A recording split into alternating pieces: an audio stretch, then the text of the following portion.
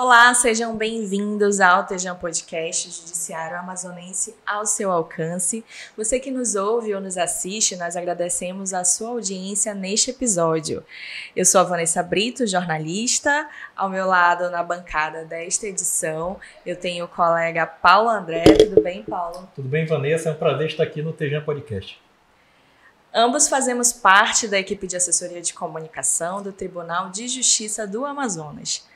E nós vamos receber, neste episódio, a juíza Etelvina Lobo para falar sobre as ações de judicialização no âmbito da saúde do Tribunal de Justiça do Amazonas.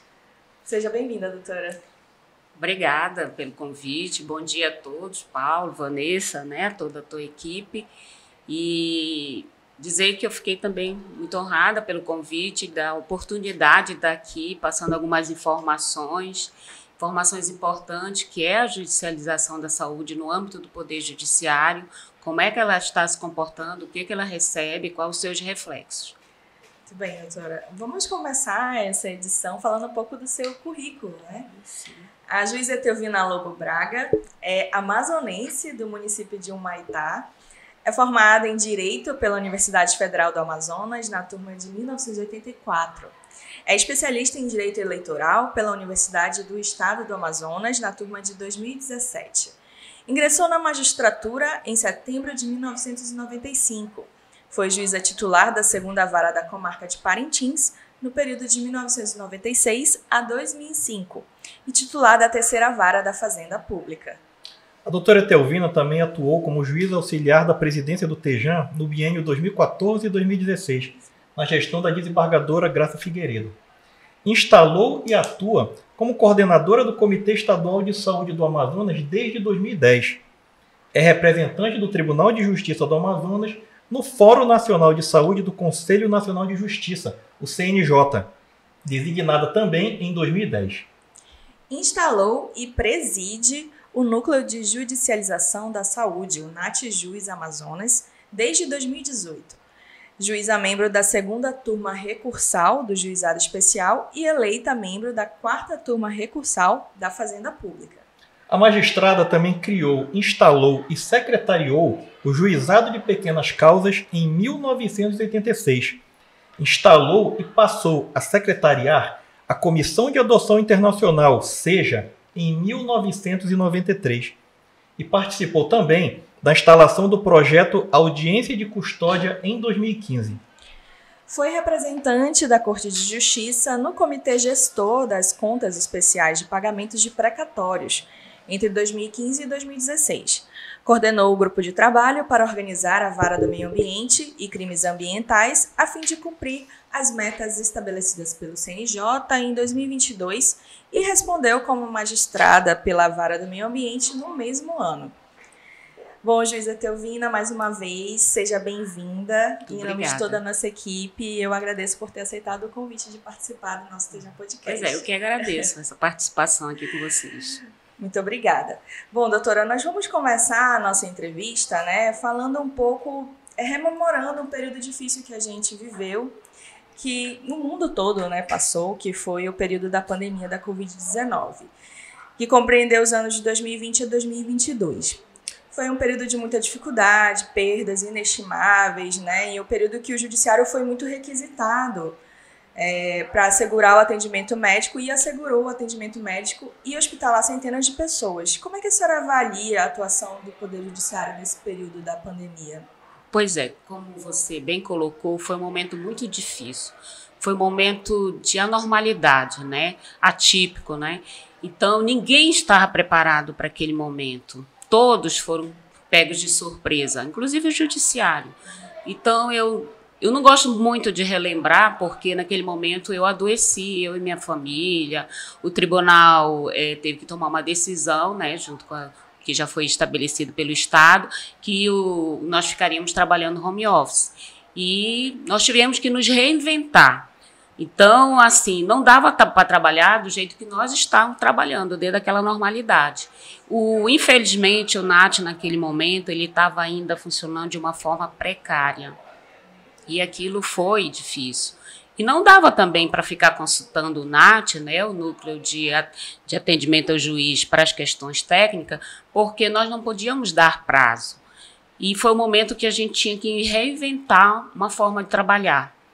Então, nós contamos muito com a atuação do Ministério Público e da Defensoria. Foi o momento que o Ministério Público foi para a linha de frente, muito bem, com a doutora Silvana, e a Defensoria com o doutor Arlindo. Foram grandes colaboradores naquele momento.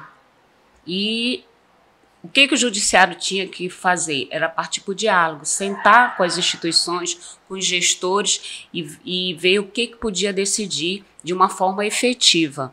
Então, muitas decisões foram tomadas, a judicialização aumentou de todas as formas, de vários tipos de pedido, né, de questões de saúde, era internação, era oxigênio, era UTI, era transferência, mas quando a gente filtrava tudo aquilo, via que muita coisa era por conta da angústia, né, do doente, do usuário, que queria além daquilo que estava sendo atendido. E ele precisava apresentar ao judiciário uma prescrição médica. E se ele estava na unidade de saúde pública, ele estava sob os cuidados médicos. Então, quando eu ia tomar a decisão, eu estava em constante sintonia com a regulação, que era o órgão que movimentava os pacientes, que permitia a entrada em UTI, né, de acordo com as prescrições, e aquilo foi fluindo. Outra coisa que foi complicada, porque tinha grupos relativizando, né, a situação, mas a situação era muito grave. As pessoas, o vírus pegou todo mundo de surpresa e a ciência ainda estava estudando e o comportamento, qual era o tratamento, qual era o protocolo que poderia se aplicar, né? Tudo era muito novo, todo mundo agia querendo acertar. Isso aí foi bom. Então, o judiciário também, ele tentou acertar de todas as formas, usando o bom senso. É como, eu gosto de relembrar, um professor Bandeira, que era um procurador do Ministério Público, foi meu professor na UFAM, ele dizia que o direito, acima de tudo, é bom senso. E naquela hora eu pensava muito em bom senso e equilíbrio. O Tribunal de Justiça regulamentou, por meio de resolução, as ações do NATJUS em 2022. NATJUS, né, que é o núcleo estabelecido para subsidiar a atuação dos juízes em processos relacionados à saúde. Doutora, com a criação do NATJUS, nós tivemos avanços neste segmento no nosso estado? Com certeza. E assim, mas antes de chegar ao NATJUS, nós podemos relembrar um momento histórico que é importante, tanto para o judiciário como para a saúde. Antes de 2010, havia muitas reclamações dos secretários, dos gestores de saúde, porque os juízes não estavam decidindo de forma padronizada com o SUS, com o nosso Sistema Único de Saúde. Então, o CNJ, né, através de provocação do Supremo também, na época o presidente era o ministro Gilmar Mendes, fez uma audiência pública número 4. Um dos itens, né, do resultado dessa audiência pública foi criar o Fórum Nacional. O Fórum Nacional, ele foi criado no âmbito do Conselho Nacional de Justiça, que criou o Comitê Executivo Nacional, que está no âmbito do CNJ, e a partir desse Comitê Nacional, os tribunais passaram a criar os seus próprios comitês. Então, o Comitê do Estado do Amazonas foi criado, mais ou menos, foi em 2011, ele atende tanto a Justiça Estadual como a Justiça Federal. Então, todos os tribunais estão nesse trabalho. Então, com isso, essa coordenação ficou comigo, já tem 12 anos, e nesse período, a necessidade de criar esse órgão para prestar essas informações técnicas. Aí o CNJ passou a publicar resoluções recomendando, né, a criação do NAT para dar esse suporte técnico e o juiz assim se sentir mais seguro para decidir, se sentir decidindo de forma técnica, e isso foi muito bom, foi um grande avanço. Doutora Teovina, a resolução 38 de 2022, né, aponta que a finalidade do NATJUS é a de organizar e promover o atendimento das demandas relativas à saúde pública no estado do Amazonas, em conformidade com as normas legais, com as deliberações da presidência do TEJAN e do Egrégio Tribunal Pleno, bem como as orientações estabelecidas tanto pelo Conselho Nacional de Justiça. Como é que a senhora avalia o atendimento às demandas relativas à saúde após isso, após essa regulamentação, após essa organização do NATJUS e após essa resolução, né? Pois é, as resoluções do Conselho Nacional de Justiça, elas dão um norte e os tribunais também, né, podem emitir resoluções regulamentando e criando. Foi o que aconteceu. E o que isso gerou de importante para as ações de saúde que entram no judiciário? Bom, as questões de saúde, especificamente, elas são aquelas questões onde a parte, o jurisdicionado pede tratamento, pede medicação, pede consulta. Então, basicamente, é isso aí. Mas, quando ele entra judicializando isso aí, entra normalmente no plantão. E o que vem acontecendo? O plantão vem se acautelando para poder pedir informação do NAT, que é esse núcleo de atendimento técnico que vai dar informação para o juiz. E após a entrada no plantão, se o juiz, ele não é obrigado a se acautelar, mas existem, só para um parênteses, existem 2 recomendações do nosso tribunal, uma assinada pelo desembargador Pascarelli, foi muito bem recebido, orientando os juízes a atenderem as recomendações do CNJ, o enunciado 18, que pede para o juiz se acautelar e consultar o NATJUS. Então, os juízes no plantão, eles se acautelam, né, e imediatamente vai para a distribuição, e a distribuição faz chegar na vara da Fazenda. Na vara da Fazenda, que é a minha vara, ou no juizado de pequenas causas da Fazenda, que é com a doutora Ana Gália e o doutor Itamar, dependendo do valor, eles consultam, né, nós consultamos o NAT, e aí chegam as informações técnicas para a gente entender a situação. O que ele está pedindo, que medicação é aquela, que tratamento é aquele, cabe substituição, a medicação é muito cara, ela pode ser substituída, ela pode ter um outro tratamento, e o juiz em sintonia com o NAT e o NAT com as informações que tem na rede, disponível na rede, passa tudo isso para o processo. E o bom também é que muitas vezes quando essas informações chegam no processo, a questão já está resolvida. E é isso que o jurisdicionado quer, essa rapidez e essa solução também de uma forma rápida e técnica. Doutora, é possível elencar quais as principais demandas de saúde judicializadas no Amazonas? A senhora acredita que a nossa realidade ela é a mesma do restante do país nesse aspecto?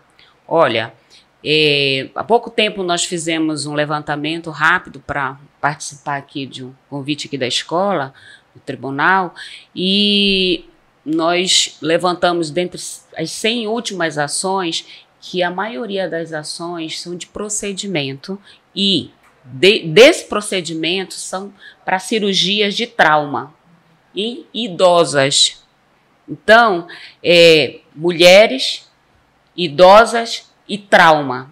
Agora, no geral, a maioria das ações que entram é para procedimento decorrente de trauma. Agora, por que tanto essa judicialização para procedimento de cirurgia decorrente de trauma, de queda, né, e de acidente? Infelizmente, nós temos uma cidade com um trânsito caótico. Quem que não está reclamando do trânsito? Principalmente, eu não tenho mais nem horários de pico, né? É realmente todo momento. Sim. A cidade está desorganizada nesse sentido do trânsito, né? Porque cresceu muito, aumentaram os números de veículos em circulação. E nós temos um problema, é que nós não temos fiscalização de controle de velocidade. Isso aí, o controle de velocidade, ele ajuda, porque o controle de velocidade ele é antipático para nós que dirigimos, mas ele ajuda a conter. E nós temos também muitos motoqueiros, né? Com a questão da pandemia veio o aumento crescente das entregas, né? Então, com isso, você está dirigindo, você olha para o seu lado direito e esquerdo, é só motoqueiro passando pelo teu lado.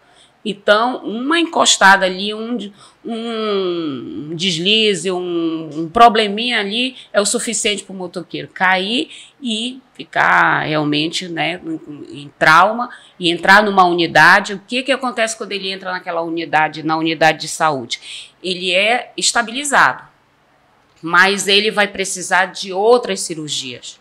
Então, ele vai para uma fila.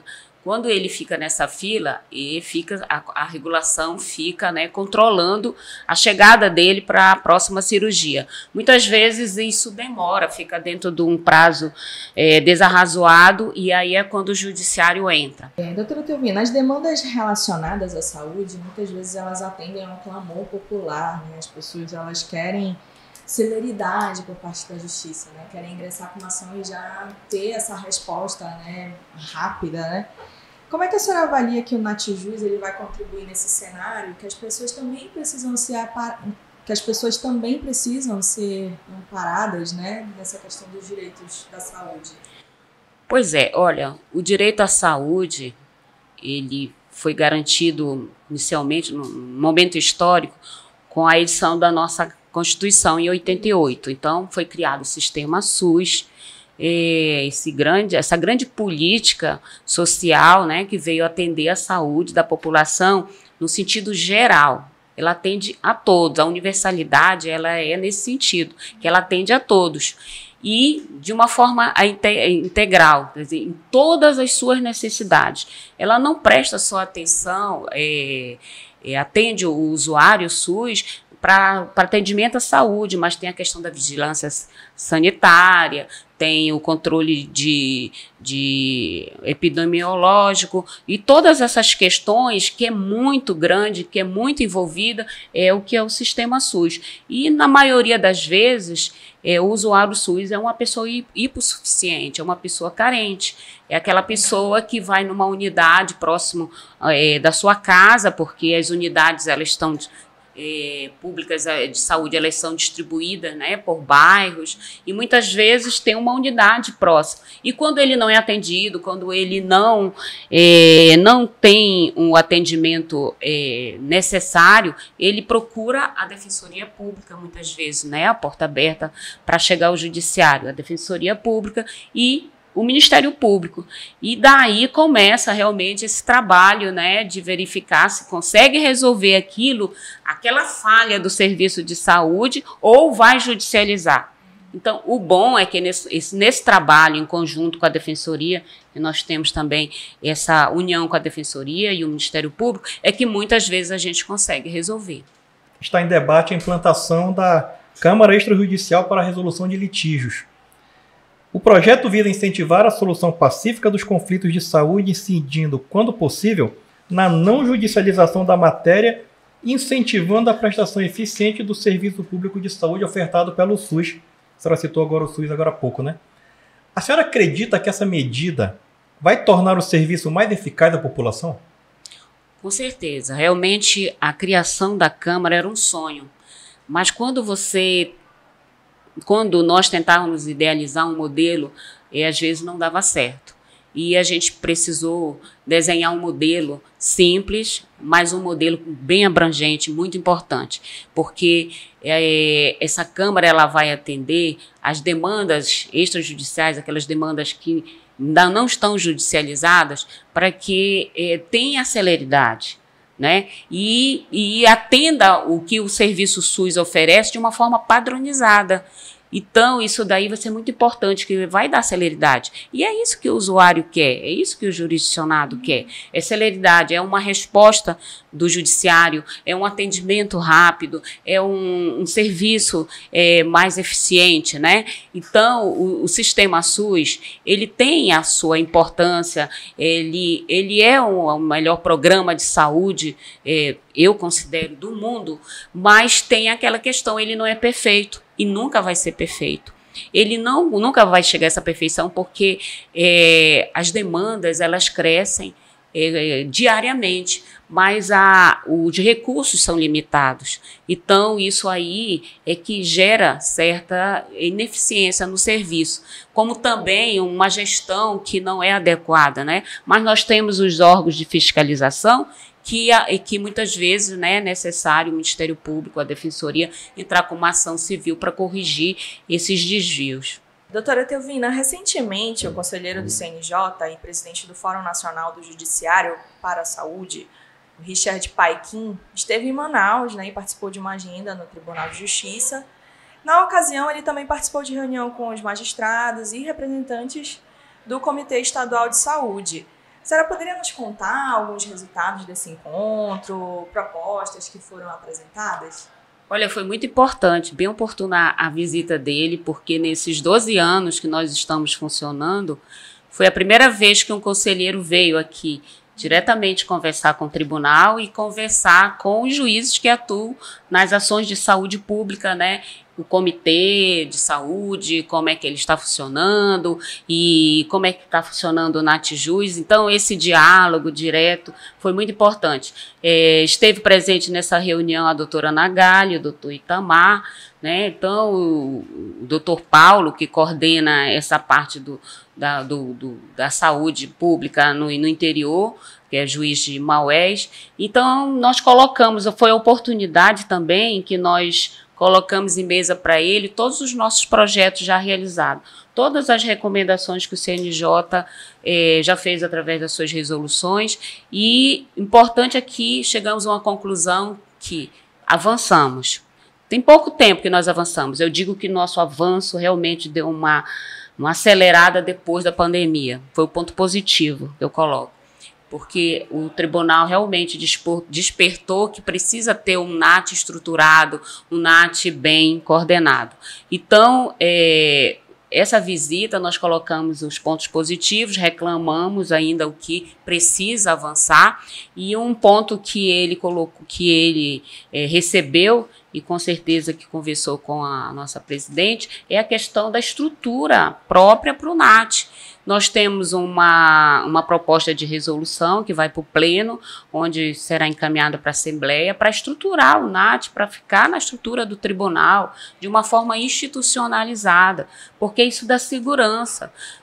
Numa substituição de juiz, o juiz sai, se aposenta, é substituído por outro por mais tempo, tem um trabalho já pronto só para prosseguir. Então, assim, nós ficamos felizes com a presença dele, por causa que esse contato direto numa mesa em reunião foi oportuno para a gente justamente reclamar o que ainda precisa ser feito. Eu coloco que já avançamos muito, mas ainda precisamos avançar mais, porque a saúde exige ainda muito mais. O direito à saúde é um direito de todos e dever do Estado. Doutora, nós estamos chegando agora à reta final da nossa entrevista, e nesse momento a gente aproveita para conhecer um pouco mais dos entrevistados, né?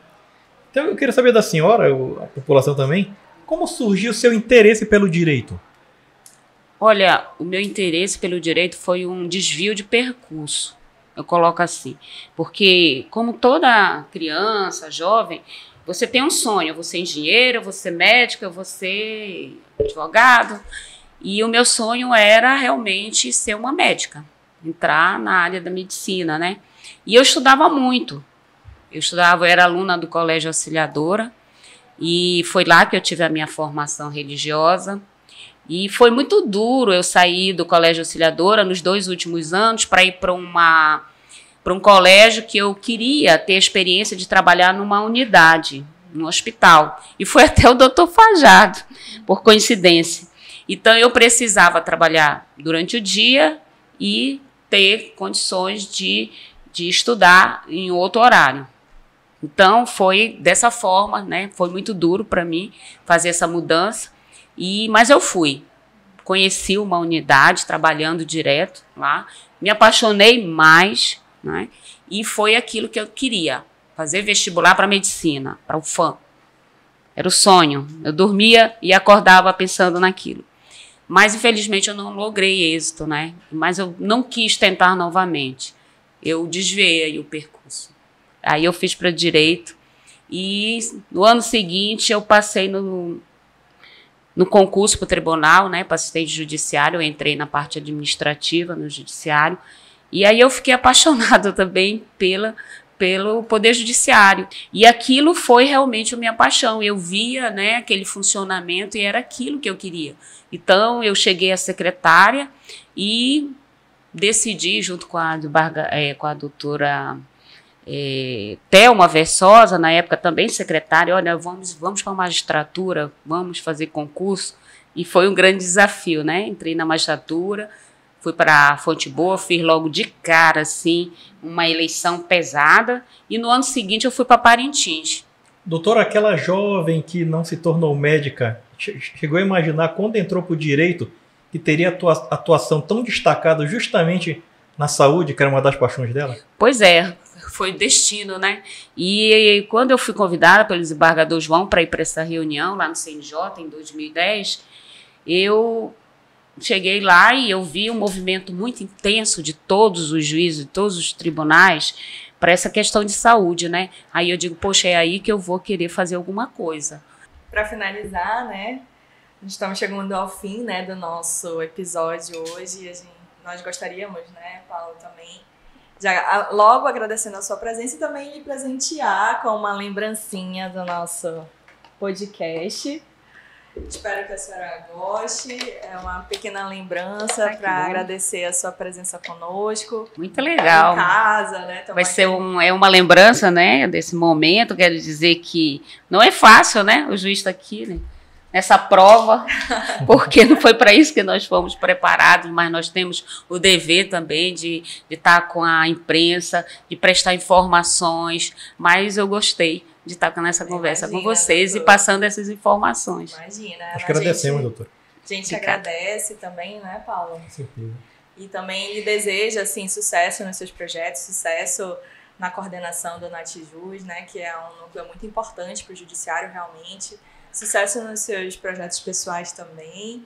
E a gente espera que também tenha sido muito proveitoso para a senhora. Obrigada, Deus lhe ouça. A nossa conversa. E o TGM Podcast vai chegando ao fim neste episódio, mas a temporada de 2023 continua. Acesse as nossas redes sociais e o portal do Tribunal de Justiça do Amazonas para saber mais sobre as ações do Poder Judiciário Estadual. Lembrando que todos os episódios estão disponíveis no canal do TGM no YouTube, nas principais plataformas de streaming e também são exibidos na TV Encontro das Águas. Até o próximo TGM Podcast. Eu aguardo você.